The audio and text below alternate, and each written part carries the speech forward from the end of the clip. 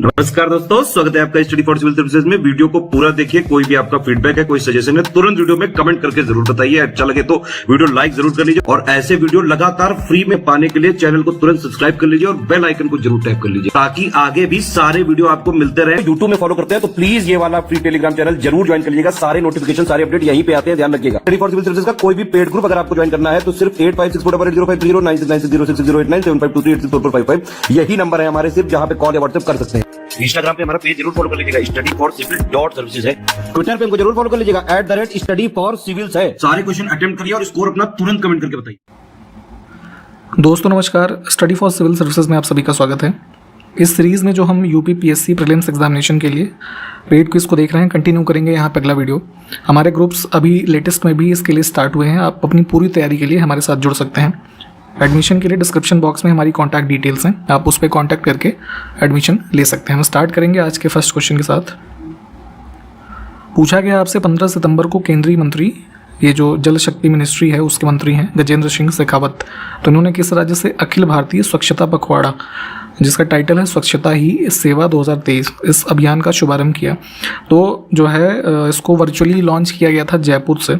Option इसमें यहाँ देखिए सी में लिखा हुआ है। इसमें जो है इनके साथ साथ वर्चुअल रूप से गिरिराज सिंह जो पंचायत मिनिस्टर हैं और हरदीप सिंह पुरी है ना, ये भी शामिल थे। तो बेसिकली वही जो स्वच्छ भारत अभियान का एक कॉन्सेप्ट है, उसी के अंतर्गत स्वच्छता ही सेवा नाम से ये पखवाड़ा जो है इसको लॉन्च किया गया। टाइम मैगजीन के द्वारा जारी किए गए 2023 की विश्व की 100 सर्वश्रेष्ठ कंपनियों की सूची में शामिल होने वाली एकमात्र भारतीय कंपनी कौन सी है? तो जो है आउट ऑफ कुल 750 ग्लोबल कंपनी जो इसमें शामिल की गई टाइम मैगजीन में, तो इसमें इन्फोसिस जो है इंडिया की कंपनी शामिल है और इसको रैंक दी गई है, जैसे यहाँ पे आउट ऑफ 100 पूछ रहा है ना, तो हालांकि आउट ऑफ 750 है 64th। ठीक, तो इसको ध्यान रखेंगे। Option C. सितंबर 2023 में किस देश ने आधिकारिक तौर पर रूसी वैगनर समूह को आतंकवादी संगठन घोषित किया है? तो रशिया का एक समूह है वैगनर ग्रुप, जिसका नाम है। तो मुख्य रूप से अभी इसमें सितंबर में ही यूके की पार्लियामेंट में यहाँ पे ये रेजोल्यूशन इन्होंने पास किया है और इन्होंने इस वैगनर ग्रुप को टेररिस्ट ऑर्गेनाइजेशन घोषित किया है। मुख्य रूप से इनका जो कह लीजिए टेररिस्ट ऑर्गेनाइजेशन घोषित करने के पीछे रीज़न है, तो ये यूक्रेन है ना, और स्पेशली मिडिल ईस्ट या फिर अफ्रीका में इस ग्रुप का इन्वॉल्वमेंट रहा है, जो है लूट मार करने इन सब एक्टिविटीज़ में। तो थोड़ा चाहें तो ये वैगनर ग्रुप के बारे में और पढ़ लीजिएगा। नेक्स्ट है, कौन सी एयरलाइन भारतीय फुटबॉल टीम के लिए वैश्विक भागीदार और आधिकारिक एयरलाइन बन गई है? तो यहाँ पे रिसेंटली जो है इंडिगो ने कुछ पार्टनरशिप की है ऑल इंडिया फुटबॉल फेडरेशन जो है इनके साथ। ठीक है, तो इसके साथ ही जो इसमें ध्यान रखेंगे ये फुटबॉल टीम की बात हो रही है, तो भारतीय फुटबॉल टीम की ग्लोबल पार्टनर है और official airline for the purpose of travel और ये सब चीज़ों के लिए। यहाँ पे हमारे पास कुछ पर्वत के नाम लिखे हुए हैं और पूर्व से पश्चिम की ओर उनको लगाने का जो सही क्रम है वो बताना है। तो एक बार सारे ऑप्शंस को देखते हैं पहले। तो इसमें अगर आप देखेंगे तो जैसे कंचनजंगा सबसे ईस्ट में हो जाएगा, ठीक है, उसके बाद एवरेस्ट, अन्नपूर्णा और धौलागिरी। इसको मैप पे जरा लोकेट कर लीजिएगा। तो 1922 में निम्नलिखित में से किसने भील सेवा मंडल की स्थापना की थी? तो ठक्कर बापा को आप जो है शॉर्ट फॉर्म में पॉपुलरली जानते होंगे। इनका मूल नाम था अमृतलाल विट्ठल दास ठक्कर। तो इनके द्वारा ही जो है भील सेवा मंडल की स्थापना 1922 में की गई। बेसिकली ये जो है एक सोशल वर्कर थे, काफ़ी पॉपुलर, और मुख्य रूप से अपलिफ्टमेंट ऑफ ट्राइबल पीपल जो है उसके लिए इन्होंने कार्य किया, गुजरात स्टेट जो वर्तमान का है इस क्षेत्र में। ठीक है, तो ध्यान रखेंगे यहाँ पे इसकी स्थापना इसी क्रम में की गई। 1911 में निम्नलिखित में से किसने भारत में अनिवार्य और मुफ्त प्राथमिक शिक्षा की शुरुआत के लिए इंपीरियल लेजिस्लेटिव काउंसिल में एक बिल पेश किया था? तो उस समय देखिए ब्रिटिश रूल में जो लेजिस्लेटिव काउंसिल है, तो यहाँ पे इसके मेंबर थे गोपाल कृष्ण गोखले। तो इसमें जो है अराउंड मार्च 1911 में है ना, इन्होंने ये compulsory and free primary education title से जो है इस लेवल पे एजुकेशन को बढ़ावा दिया जाए भारत में, इसके लिए एक बिल पेश किया था। ऑप्शन डी को चुनेंगे। इससे पहले भी जो है 1910 में भी यहाँ पे एक एजुकेशन से संबंधित रेजोल्यूशन जो है पास किया गया। तो ये सब उसी क्रम की घटनाएं हैं। थोड़ा डिटेल में इस रेफरेंस में इस टाइम पीरियड की घटनाओं को पढ़िएगा तो मिलेगा आपको ये। 31 दिसंबर 1802 को किस मराठा राजनेता ने बसीन की संधि पर हस्ताक्षर किए? तो बैटल ऑफ पूना हुआ था, उसके बाद 31 दिसंबर 1802 को ये बसीन की संधि जो है ये होती है ब्रिटिश ईस्ट इंडिया कंपनी और बाजीराव सेकंड इनके मध्य, ठीक है। और यहीं से देखेंगे तो जो मराठा किंगडम था कह लीजिए उसके डिसइंटीग्रेशन होने की शुरुआत है और फाइनली जो आकर के 1818 में किस संधि से समाप्त होती पूरी तरीके से, क्या कोई बताएगा? नेक्स्ट है, अमारा नायक प्रणाली किस भारतीय राजनीतिक शासकों का एक प्रमुख राजनीतिक नवाचार था? तो अमारा नायक या फिर अमरा नायक भी कई बार लिखा हुआ मिलता है हिंदी में, ठीक है। तो बेसिकली इसमें विजयनगर किंगडम में यहाँ पे जो शासक होते थे उनको मुख्य रूप से आप कई शासकों के नाम में देखेंगे भी तो राय लगा होता था, जैसे कृष्णदेव राय है ना। तो यहाँ पे इनका ही ये पॉलिटिकल इनोवेशन था एक तरीके का। इसमें होता क्या था कि बेसिकली माना जाता है कि जो दिल्ली सल्तनत का टाइम पीरियड भी उस समय के आसपास आप देखते हैं तो कई सारे एडमिनिस्ट्रेशन का सिस्टम जो थे दिल्ली सल्तनत में उससे ही इंस्पायर होके ये अमर नायक सिस्टम जो इन्होंने अडॉप्ट किया। उसमें होता क्या था कि जो शासक है राय नाम से, तो रायों के द्वारा जो बेसिकली रायों के जो ये नायक होते थे है ना, ये राय के कह लीजिए एजेंट हैं, ठीक है। तो ऐसे एजेंट्स को कुछ टेरिटरी जो है वो दी जाती थी गवर्न करने के लिए, यही जो शासक जिनको राय कहा जा रहा है इनके द्वारा। तो उससे ही संबंधित जो है ये एक सिस्टम था। तो थोड़ा डिटेल में चाहे तो और पढ़ लीजिएगा। 2 कथन हमारे पास हैं, अब इसमें देखना है कौन सा सही है। बहुत ध्यान से देखा करिए क्या पूछा गया है। तो पहला है प्राक्कलन समिति यानी कि जो एस्टिमेट कमेटी होती है, तो संसद की एक तदर्थ समिति है ये, यानी कि एडहॉक। तो एडहॉक नहीं है, ये गलत है। लोक लेखा समिति का गठन 1950 में हुआ था, ये वाला कथन भी गलत है। तो इसमें जो है सही कुछ भी नहीं है। यहाँ पे इंग्लिश में इसको देख लीजिए। बेसिकली देखिए एस्टिमेट कमेटी जो है ये इसका सबसे पहले ओरिजिन इंडिया में देखा जाता है गवर्नमेंट ऑफ इंडिया एक्ट जो 1919 का है, उसके बाद से। तो सबसे पहले इनका फॉर्मेशन होता है 1921 में, इसका भी और पब्लिक अकाउंट कमेटी का भी, ठीक है। तो ये जो है परमानेंट स्टैंडिंग कमेटी का एग्जाम्पल है, एडहॉक का नहीं है, तो उसको ध्यान रखेंगे। और यहाँ पे सेकंड स्टेटमेंट भी गलत था, ये भी 21 का ही है, इस वजह से दोनों ही गलत थे। निम्नलिखित में से कौन लोकसभा के अध्यक्ष कभी नहीं रहे, यानी कि स्पीकर? तो देखिए आज़ादी के बाद से अगर आप लिस्ट देखेंगे तो सबसे पहले जीवी मावलंकर, ठीक है। उसके बाद जो है M.A. अयंगर, फिर हुकुम सिंह, ठीक है। तो ये तो थे, ठीक है। उसके बाद नीलम संजीव रेड्डी थे कुछ समय के लिए। उसके बाद जो है हाँ ये G.S. ढिल्लों, गुरदयाल सिंह ढिल्लों नाम था इनका। और उसके बाद बलिराम भगत, KVK सुंदरम जो है ये कभी नहीं रहे। और अभी वर्तमान में कौन है लोकसभा के स्पीकर? ओम बिरला। किस नेता ने द ड्यूटीज ऑफ मैन का उर्दू में अनुवाद किया था? तो पहले भी शायद हमने इसके बारे में बात की हुई है। ड्यूटीज ऑफ मैन जो है एक पुस्तक थी मेजनी की, ठीक है। और इनसे भी काफ़ी प्रभावित थे लाला लाजपत राय, तो इन्होंने ही इसका जो है उर्दू भाषा में अनुवाद किया था। नेक्स्ट है कक्ष तापमान पर यानी रूम टेम्परेचर की बात हो रही है। चांदी, नाइक्रोम और कांच की प्रतिरोधकता का सही अनुक्रम क्या है? Electrical resistivity. तो इसको आप इस तरीके से डिफाइन करते हैं ना कि एक ऐसी प्रॉपर्टी होती है किसी मटेरियल की, है ना, कि वो कितना मजबूत है कि उसके अंदर से इलेक्ट्रिक का फ्लो जो है ना, वो कितना होगा, तो वही होता है इलेक्ट्रिक रेजिस्टिविटी।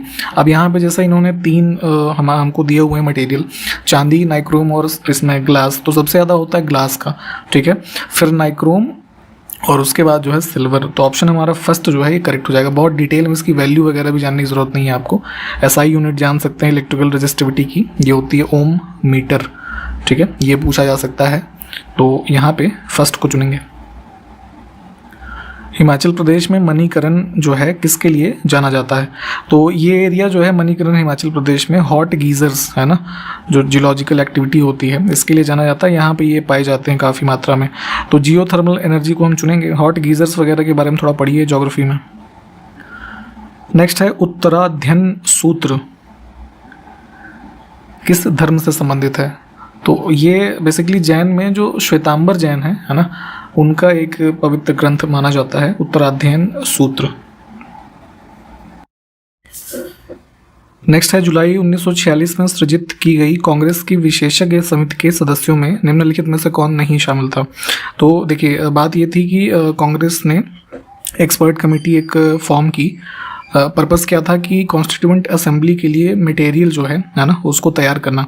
तो इस कमेटी ने 2 सेटिंग्स की थी, एक जुलाई 1946 में और एक अगस्त में, ठीक है, 1946 में, ठीक। अब यहाँ पे इसके सदस्यों की अगर हम बात करें तो इसमें जवाहरलाल नेहरू जो है वो इसके अध्यक्ष थे। इसमें भीमराव अम्बेडकर नहीं थे, है ना। के मुंशी, हुमायूं कबीर, केटी शाह, इसके अलावा जैसे DR गाडगिल थे इसमें, ठीक है, और के संथानम, फिर ये N गोपाल स्वामी अयंगर थे इसमें, और जो है हाँ ऑलमोस्ट इतने लोग थे, ठीक है। तो ध्यान रखिएगा सबके नाम, इसमें ऑप्शन ए जो है ये ऑड हो जाएगा। अच्छा, एक दो बार शायद ये भी पूछा है कि डेट एग्जैक्ट क्या थी, तो 8 जुलाई 1946 इसको फॉर्म की गई थी। हिंदी को बढ़ावा देने के लिए किसको राजभाषा कीर्ति पुरस्कार 2022-23 से सम्मानित किया गया? तो अभी रिसेंटली जो है हिंदी दिवस के आसपास यहाँ पे जो हमारा ये है होम मिनिस्ट्री के अंतर्गत है ना, राजभाषा विभाग, तो उन्होंने इसका ऑर्गेनाइजेशन किया है इस अवार्ड्स का। तो कई सारी कैटेगरी में अलग अलग लोगों को अवार्ड मिले हैं, तो पूरा डिटेल जो लिस्ट है एक बार चाहे तो रेफ़र करिएगा। तो उसी में यहाँ पे जो है राजभाषा कीर्ति पुरस्कार जो है ये मिला है CAG संस्था जो है ना, controller and auditor general of India, इनको। उत्तर प्रदेश सरकार 3 जिलों में यूनिटी मॉल खोलेगी, तो निम्नलिखित में से कौन सा जिला उनमें शामिल नहीं है? हमने शायद कुछ वीडियो पहले बात की थी, मध्य प्रदेश में भी यूनिटी मॉल्स जो है खोले जाने की अनाउंसमेंट हुई है। यूनिटी मॉल का बेसिकली ऑब्जेक्टिव क्या है कि नेशनल इंटीग्रेशन को बढ़ावा दिया जाना, मेक इन इंडिया प्रोजेक्ट, ये प्रोडक्ट जो है इन सबको यहाँ पे एक तरीके से ऑफर किया जाएगा। ODOP खास करके जो प्रोडक्ट्स हैं, 1 डिस्ट्रिक्ट 1 प्रोडक्ट, इनको प्रमोट करना, लोकल हैंडीक्राफ्ट, इन सब प्रोडक्ट को, है ना, और एम्प्लॉयमेंट जनरेशन, इन सब चीज़ों के लिए मुख्य रूप से यूनिटी मॉल जो है सेटअप किए जा रहे हैं। तो उसी क्रम में उत्तर प्रदेश की जो है अभी रिसेंटली अनाउंसमेंट हुई है, जहाँ पे 3 जिलों में जो है ये यूनिटी मॉल खोले जाएंगे। कौन कौन से? लखनऊ, आगरा और वाराणसी, ठीक है। तो यहाँ पे ऑप्शन में प्रयागराज जो D में लिखा है ये ऑड हो जाएगा। हाल ही में किस भारतीय को फ्रांस में night of the order of arts and letters इस अवार्ड से सम्मानित किया गया है? तो भारत के जो है ये फैशन डिज़ाइनर हैं एक, राहुल मिश्रा, ठीक है, इनको ये अवार्ड दिया है फ्रेंच गवर्नमेंट ने। जिसे फैशन डिज़ाइनर्स की बात करें तो जैसे ऋतु कुमार हैं, ठीक है, इनको भी दिया गया है भारत के संबंध में। तो ध्यान रखेंगे, लेटेस्ट में अपडेट ये है। हाल ही में खबरों में रही वेस्ट कोस्ट रिफाइनरी परियोजना किन 2 देशों से संबंधित है? तो जो है ये अभी रिसेंटली जो है ये चर्चा में था कि लगभग $50 बिलियन का एक प्रोजेक्ट है, west coast refinery project, Bharat और सऊदी अरब के संबंध में, ठीक है। तो दोनों देश अग्री हुए थे कि एक जॉइंट टास्क फोर्स जो है इसको गठित किया जाए ताकि इस प्रोजेक्ट का जो है अर्ली इम्प्लीमेंटेशन हो सके। तो ध्यान रखेंगे, इस वजह से चर्चा में रहा था ऑप्शन B। सितंबर 2023 में ऑपरेशन पोलो की 75वीं वर्षगांठ मनाई गई। यह ऑपरेशन किससे संबंधित है? पहले भी कई दफ़े मैंने इसी सीरीज़ में बता रखा है आपको कि ऑपरेशन पोलो जो है हैदराबाद में एक जो है भारत सरकार आज़ादी के बाद जो इंटीग्रेशन हो रहा था प्रिंसली स्टेट्स का, तो उसी क्रम में यहाँ पे इसको चलाया गया था मूवमेंट को सरदार वल्लभ भाई पटेल के नेतृत्व में। तो इंडियन आर्मी ने यहाँ पे जो है उस समय के जो वहाँ के निज़ाम थे, ठीक है, उनके अगेंस्ट में चलाया था ये मूवमेंट और उसको इंटीग्रेट किया था हैदराबाद को इंडियन यूनियन में। तो उसी क्रम में यहाँ पे ये जो एक्शन का, मिलिट्री एक्शन का डे था, ये 13 सितंबर की डेट थी, है ना, 48।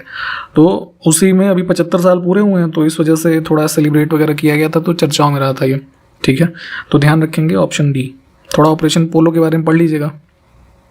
हाल ही में नेशनल इंस्टीट्यूट ऑफ वायरोलॉजी, इसने देश में किस बीमारी के नए वेरिएंट क्लैड 9 की मौजूदगी दर्ज की है?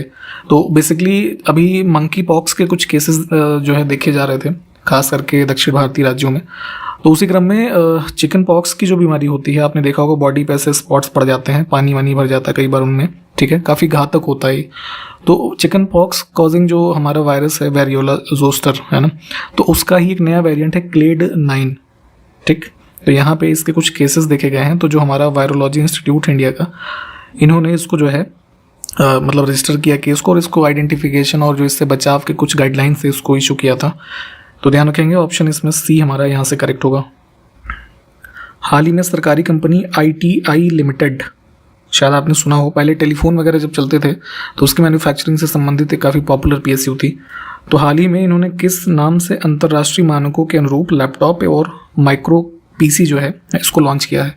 तो यहाँ पे लैपटॉप और जो मिनी कंप्यूटर्स की मैन्युफैक्चरिंग इन्होंने की है और जो ब्रांड नेम इन्होंने दिया है उसका नाम है स्माश, ठीक है, ऐसे प्रोनाउंस कर सकते हैं, तो ध्यान रखेंगे इसको। 17 सितंबर 2023 को दिल्ली के द्वारका में इंडिया इंटरनेशनल कन्वेंशन एवं एक्सपो सेंटर का जो फर्स्ट फेज है उसका नाम है यशोभूमि, इसको किसने राष्ट्र को समर्पित किया? तो मोदी जी ने इनॉग्रेट किया था। डेट यहाँ पे ध्यान रखिएगा, ठीक है, और ये दिल्ली में है, इसको भी ध्यान रखना है। ब्रह्मोस मिसाइल को किन देशों के द्वारा संयुक्त रूप से विकसित किया गया है? तो भारत और रशिया ने मिलकर के इसको डेवलप किया था। दो देशों की जो है दो नदियों के नाम को जोड़ करके इस नाम को बनाया गया है। आप जरा हमें उन नदियों के नाम बताइए। विटामिन सी के समृद्ध स्रोत इसमें से क्या हैं? तो जो हमारा सिट्रिक एसिड खट्टे फलों से खास करके हमें प्राप्त होगा, तो लेमन, ऑरेंज 1 और 3। कुछ हमारे पास लेक्स हैं और संबंधित स्टेट का नाम, तो मैच करना है इसको। तो सला लेक हमारी जो है अरुणाचल प्रदेश में है, हैफलॉन्ग असम में, लोनार महाराष्ट्र में और तलवारा झील राजस्थान में, ठीक है। तो कोड हो गया हमारा 2, 4, 1 और 3, ठीक। तो ये है सी ऑप्शन में।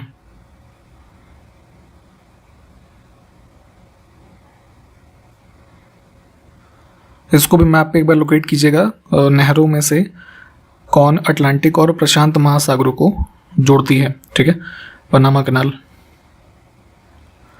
निम्नलिखित में से कौन सी नदी ऑस्ट्रेलिया में नहीं बहती है? ठीक है, तो ऑरेंज रिवर जो है देखेंगे मुख्य रूप से साउदर्न अफ्रीकन रीजन में बहती है, ये ऑड हो जाएगी।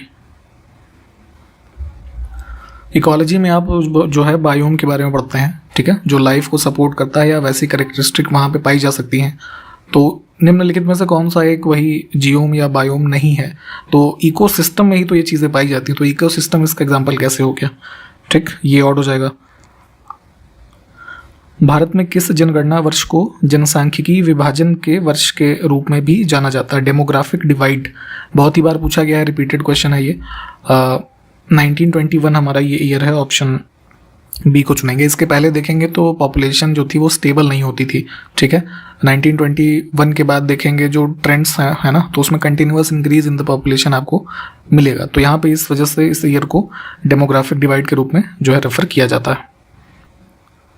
भगवती सूत्र किस धर्म से संबंधित है? तो जैसे जैन धर्म में 12 अगम के बारे में आप पढ़ते हैं, तो उसमें से ही एक है 5वें नंबर का भगवती सूत्र, ठीक, बी विकल्प को चुनेंगे।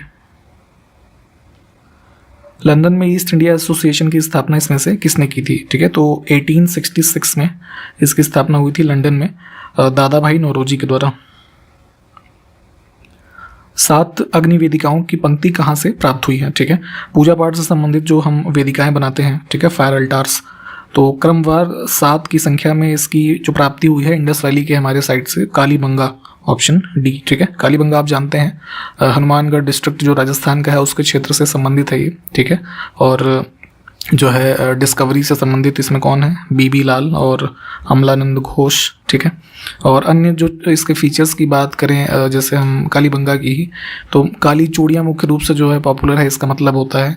और जुते हुए खेत की प्राप्ति है ना, मिक्स्ड क्रॉपिंग की ये एविडेंसेस, ठीक है, सिलेंड्रिकल सील और चूड़ियों के भी कुछ रिमेन्स है ना। और तो ये सब चीज़ें हैं, ध्यान रखेंगे सबको ही फिलहाल जो पूछा गया था। नेक्स्ट है नाथ पंथ नामक संप्रदाय के प्रवर्तक कौन थे? ठीक, तो नाथ पंथ की जो ओरिजिन है 9th सेंचुरी के एक संत हुए मत्स्येंद्र नाथ, ठीक है। तो यहाँ से स्टार्ट हुआ। बेसिकली नाथ पंथ में देखेंगे आप तो ये जो है समावेश करता है 3 आइडियाज़ को, बुद्धिज्म, ठीक है, शैविज्म और योगा ट्रेडिशन को। और वर्तमान में आप जानते हैं जैसे उत्तर प्रदेश के मुख्यमंत्री जो हैं योगी आदित्यनाथ, ठीक है, उनका भी संबंध इसी नाथ पंथ से ही है, ठीक है। तो और चाहे तो डिटेल में इसके बारे में पढ़ लीजिएगा। निम्नलिखित में से कौन सा कर्नाटक का लोक नृत्य है? तो कोस्टल डिस्ट्रिक्ट जो हैं हमारे ये कर्नाटका स्टेट के, यहाँ परफॉर्म किया जाता है यक्षगान, ठीक है। डांस, ड्रामा, म्यूजिक, इन सब का कॉम्बिनेशन होता है। नेक्स्ट है मेथनोइक एसिड सामान्य रूप से कहाँ पाया जाता है, किस में पाया जाता है? ठीक है, तो इसको आप दूसरे नाम से जानते हैं, क्या होता है ये? फॉर्मिक एसिड, ठीक है। तो मुख्य रूप से इसमें पाया जाता है ना चींटियों के डंक में, ये ऑप्शन इसमें से हम जो है सी को चुनेंगे। कई बार दोनों नाम में से कोई एक देके भी पूछा जाता है ना, तो इसलिए इसको ध्यान रखेंगे। Chemical formula HCOOH।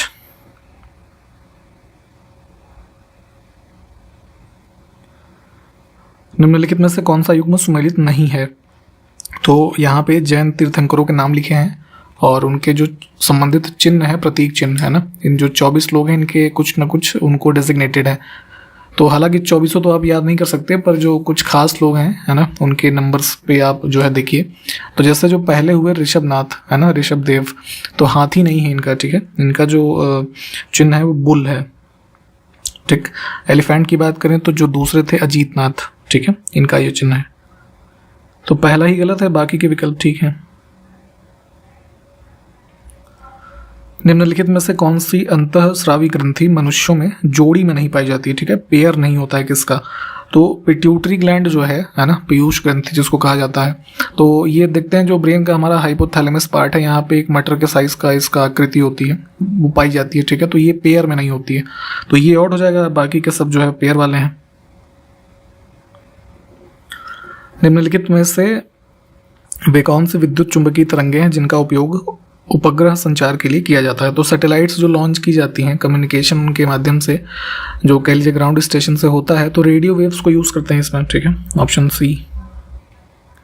15 सितंबर 2023 को CSIR के अंतर्गत, अभी हमने जैसे शायद पिछले किसी वीडियो में भी पहले बात की हुई है, जो ये चल रहा है हमारा 1 वीक 1 लैब प्रोग्राम, ठीक है। तो उसी के अंतर्गत विज्ञान ज्ञान सम्मेलन कार्यक्रम कहाँ पर आयोजित किया इन्होंने? तो ये न्यू दिल्ली में हुआ था। थोड़ा इस न्यूज़ को कवर कीजिएगा, इसके जो टेकआउट्स हों पढ़िएगा। हाल ही में किस भारतीय को संगीत में योगदान के लिए ब्रिटेन में एशियन अचीवर्स अवार्ड इससे सम्मानित किया गया है? तो ये महिला हैं कनिका कपूर, है ना, इनको मिला अवार्ड। हाल ही में दिल्ली के किस अस्पताल में ट्रांसजेंडर समुदाय के लिए देश की पहली OPD शुरू की गई है? ठीक है, तो आउट पेशेंट डिपार्टमेंट जो होता है, तो यहाँ पे एक, जैसे अभी क्या है सोसाइटी में लोगों की धारणा सिर्फ मेल और फीमेल के लिए ज़्यादा प्रोएक्टिव होती है, ट्रांसजेंडर समुदाय भी तो है भाई, ठीक है। तो उनको भी एक easy accessible health care system मिल सके, है ना, और सभी जेंडर के लोगों का इंक्लूसिव डेवलपमेंट हो हेल्थ केयर के सेक्टर में, इसको ध्यान में रखते हुए राम मनोहर लोहिया हॉस्पिटल दिल्ली में जो है वहाँ पे ये OPD सर्विसेज उनके लिए स्टार्ट की गई है, ठीक। तो ध्यान रखेंगे इसमें, ऑप्शन फर्स्ट। सिंगापुर सरकार ने सार्वजनिक सेवा में विशिष्ट योगदान के लिए किस भारतीय को ली कुआन यू एक्सचेंज, ये फेलोशिप का नाम है, ठीक है, इससे सम्मानित किया है? तो असम के चीफ मिनिस्टर है ना हेमंत बिस्व शर्मा, इनको पब्लिक सर्विसेज में एक अनोखे कंट्रीब्यूशन के लिए दिया गया है। हालांकि अपने जो है स्टेटमेंट्स के लिए काफ़ी विवादों में रहते हैं ये, बट स्टिल यहाँ पे आपको करंट अफेयर्स के रूप में याद रखना है। हाल ही में पायल छाबड़ा पैरा कमांडो बनने वाली पहली महिला आर्मी सर्जन बनी है, ठीक है, और ये किस राज्य से संबंधित है ये बताना है। तो यहाँ पे ध्यान रखिएगा, ऐसी न्यूज़ अक्सर पूछ ली जाती हैं क्योंकि पहली बार कोई चीज़ हो रहा है और उसमें महिला शामिल हो तो इम्पोर्टेंट हो जाता है ये। तो पैरा कमांडो बनी है ये और बिलोंग करती हैं हरियाणा स्टेट से, हरियाणा में कैथल से। हाल ही में विश्व बांस दिवस 2023 किस दिन मनाया गया? तो बाम्बू के भी अपने कई सारे जो है इम्पोर्टेंस हैं और इसी क्रम में 2009 से ये डे जो है ऑब्जर्व किया जा रहा है, विश्व बांस दिवस प्रतिवर्ष 18 सितंबर को। हाल ही में शांति निकेतन को यूनेस्को की विश्व धरोहर सूची में शामिल किया गया है और शांति निकेतन कहाँ पर स्थित है? तो वर्तमान की जो लोकेशन ये शांति निकेतन की है, तो बेसिकली ये एक टाउन है, बीरभूम डिस्ट्रिक्ट है वेस्ट बंगाल में, यहाँ पे, ठीक है। ऑप्शन सी को चुनेंगे। अगर पहले इसमें बात करें यूनेस्को के द्वारा जो हेरिटेज साइट के रूप में इसका इंक्लूजन हुआ है, तो ये 41st साइट हो गई है हमारी, इसको ध्यान रखेंगे, ठीक है। और जो है ये आपका इसकी शांति निकेतन को मूल रूप से किसने फाउंड किया था, जरा आप हमको ये बताइएगा, ठीक है। हाल ही में भारत ने किस देश को हरा करके 8वीं बार एशिया कप जीता है? तो एशिया कप जो क्रिकेट का अभी एक टूर्नामेंट हुआ, तो उसमें श्रीलंका की टीम को हरा करके भारत विजेता बना है 8वीं बार। हाल ही में किन देशों ने साहेल राज्यों का गठबंधन, ठीक है, collision of Sahel states English में यहाँ पे देखिए, तो इस नाम का एक रक्षा समझौता जो है उस पर हस्ताक्षर किए हैं। तो इसमें 3 देश हैं, अफ्रीकन, माली, बुर्किना फासो और नाइजर, ठीक है। इस साहिल स्टेट कोलिशन के बारे में थोड़ा और डिटेल में पढ़िएगा। इनमें से कौन सा अम्ल मानव उदर में उत्पन्न होता है? ह्यूमन स्टमक की बात हो रही है, तो जो है हाइड्रोक्लोरिक एसिड है ना, ऑप्शन हमारा डी करेक्ट हो जाएगा। इसका केमिकल फार्मूला क्या होता है, आप हमको ये कमेंट करके बताएंगे। और इस वीडियो को यहाँ पे हम समाप्त कर रहे हैं, इसके आगे से नेक्स्ट वीडियो में कंप्लीट स्टार्ट करेंगे हम, ठीक है। तो इन्हीं सब बातों के साथ मिलते हैं अगले वीडियो में, तब तक के लिए नमस्कार, जय हिंद।